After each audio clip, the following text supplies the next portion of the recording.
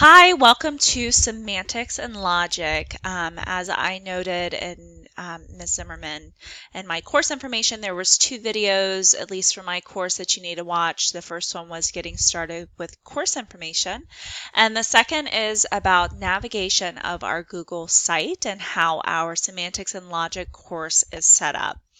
So before we get started, this course was designed by teachers for you, and it is different than your course that is built into Educator that you usually take because of the fact that it wasn't made by our curriculum design department in IT. That would take years to do.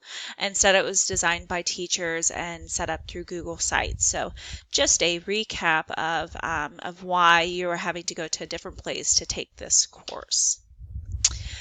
So when I designed this course, I designed it very similar to our FLVS courses with an educator, and there are two different ways to navigate. So first, let's go ahead and take a look at the course. This is going to be your home page. And from the home page, you will see your three modules that you're going to have for our course. And then within each module, there is a lesson. So this module for Module 1 has 1.00 through 1.08. Before we get into those lessons, I want to show you how that is similar to your course in Educator. So I also teach English 4. So I will show you some lessons in English 4. We have the same drop-down menu in Module 1, Module 2, so on and so forth, and then the same lessons. So it's just different orientation, but the same concept. So once you get used to the orientation, you'll see that it should be pretty similar to what you're used to over in on the main site. Within our site, like I said, there's two ways to navigate. So one, you can navigate up here with the drop down, but I also have embedded buttons in here for each lesson. So you can either go for our next lesson, it's our 1.00 virtual binder. So you can either click on that drop down and click on the virtual binder, or you could have clicked that button and it would have taken you to the virtual binder. So like I said, all those buttons are built in, but you can also navigate by just going through the drop down. Now this is super important. If you have tuned out, tune right back in. If you are using the drop down buttons and you don't know how to get back to the whole list of lessons, all you do is you click right back up here at 1.00 and it's going to collapse and show you all the lessons again.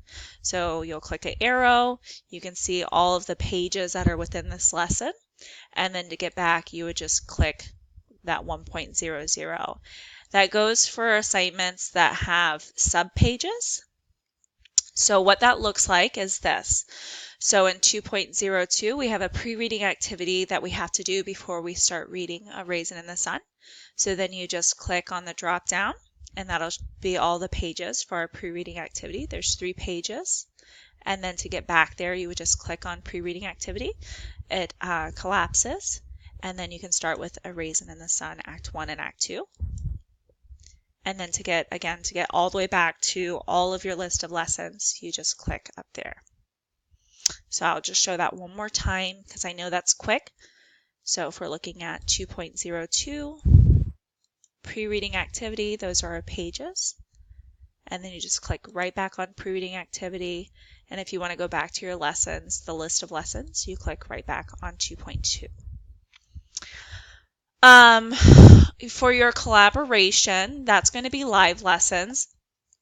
Since this is an honors elective, again, I want to stress that this is an honors elective course. It is going to be rigorous because it is honors credit. So anyway, because it is an elective, our live lessons are not scheduled in on FLVS Full-Time Live Lessons Scheduler.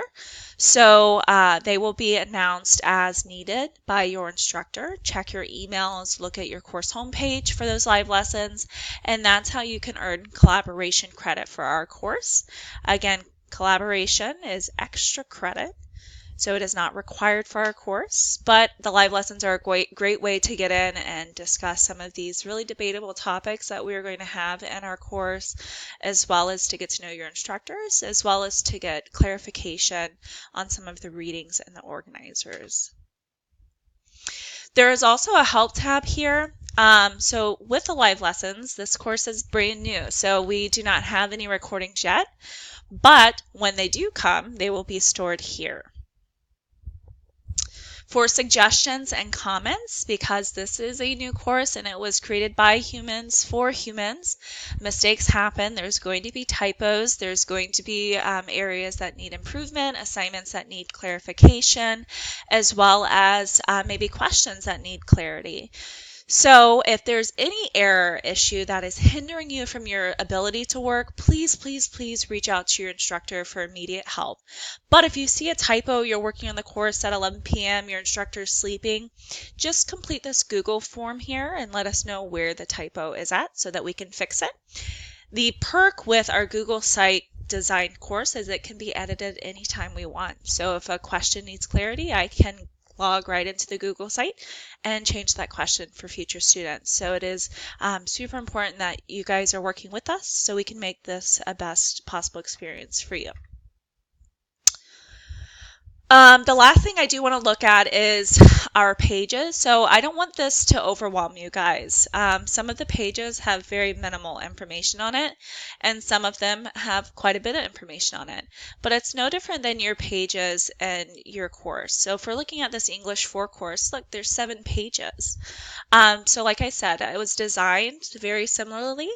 So just like you would click through these pages for your course, it's the same concept. These are just pages that go vertical instead of horizontal.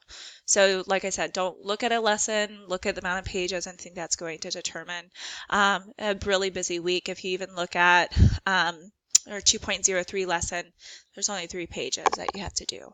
So some lessons only have 2 pages. So everything's different. With the page chart, it was designed to make sure you're spending about 5 to 7 hours depending on your abilities within the course. That's what we usually designate. Some weeks you may spend longer, some weeks may be really short.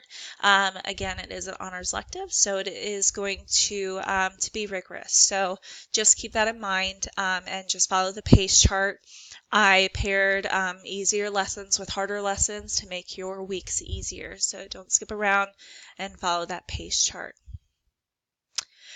In Module 1, you're going to see your virtual binder link. I just wanted to highlight some of this information. You will have a quiz for Module 1 1.00 down here on your assessment, but just some things that I wanted to bring to your attention. Virtual binder, I just want you guys to make sure you create a folder. There is a ton of graphic organizers in this course, and the reason being is because in the traditional setting with a semantics and logic course, your teacher can have you fill out post-it notes or chart paper and that kind of stuff in order to help you better comprehend work, but you're virtual. There's no way we can do that. So the best way to apply some of these reading strategy is through the use of organizers. So there are going to be quite a few, and all of your content on your organizer should be completed in order, step by step. The same with the website. So you can see you have instructions first, second, third. Go in order. So do everything that it says in bullet point 1. Once you create your folder and you separate folders by module 1, 2, and 3, then move down to bullet point 2. I was just pausing because I know that was a lot of information, so I wanted you to process it. So here's an example of one of those graphic organizers. This is a really fun lesson. You're going to compare 3 different interpretations of a scene. But as you can see down here, we tried to be as detailed as possible. It's something that I think our course lacks. An educator sometimes is being as detailed with questions that may arise. So like I said, you need to go in order. So step 1 is the written analysis of the of Coriolanus. So you will complete everything in step 1 before even reading step 2. So don't even go down here to step 2 and do anything with step 2 yet. Just read step 1, complete step 1, which is filling out this written portion. Then go to step 2, read all of step 2, and complete those instructions there. So like I said, that goes for graphic organizers, and it goes for our pages in here. I tried to number everything and make it very easy to read. And if there's something that is hard and not easy to read, don't forget about our suggestions and comments. I think that is all. Miscellaneous module preview. Oh, that's a good one. So for our module previews, if you are like me, I like to know what I'm getting into. So each module has a preview. How I got there was I just clicked on module 1. So before you even go to the drop down, you just click right up there. And then you can read what the module is going to be about. So I have one for module 1, module 2, and module 3. So just make sure you look at those and read those before you get started. It'll help give you a preview of the module.